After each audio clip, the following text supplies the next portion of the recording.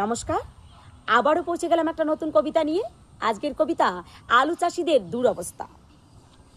কৃষকেরা চাষ করেছে আলু ধান চাষের পরে। ধান চাষে যা ক্ষতি হলো, যদি আলু চাষে তা ফেরে। সেই আশাতেই আলুর চাষ, ফলনও ভালো হলো। আলুর দাম এবার কমে গেছে, কৃষকরা তাই চিন্তায় পড়ে গেল। এরই মধ্যে হঠাৎ বৃষ্টি, কৃষকের মাথায় পড়ল হাত। আলু খেতে জল জমেছে, তাই হওয়া ফসল হচ্ছে বরবাদ।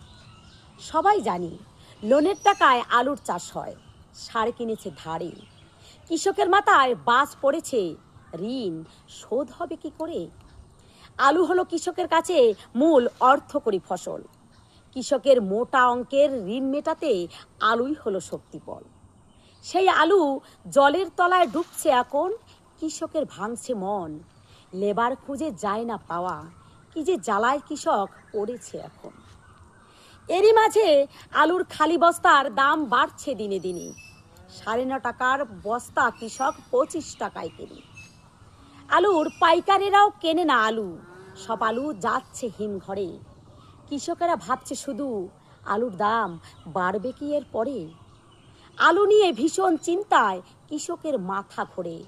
ব্যাংকের লোন, সারের টাকা মেটাবে কেমন করে। প্রতি বিঘা আলুতে খরচ 30 থেকে 35 হাজার। সেখানে 3 থেকে 4 টাকা আলুর কেজি বর্তমান বাজার। এই দরে আলু বেচে কটা টাকা হবে। এবার বুঝি ঋণের দায়ে কৃষকদের মরতে হবে। কৃষকদের এমন করে মূলধন যদি নষ্ট হয় বারবার, ছোট ছোট কৃষকের শক্তি থাকবে না ঘুরে দাঁড়াবার। তাই অনুরোধ করি, কৃষকরা যেন এমন করে না হয় বরবাদ। সরকার যেন বাড়িয়ে দেয় সাহায্যের 2 হাত। আলু চাষিরাও অপেক্ষা করছে সাহায্যেরই আসে। সরকার যেন এই দুর্দিনে দাঁড়ায় তাদের পাশে। সরকারের কাছে এই আবেদন আমার সব কৃষকের তরে।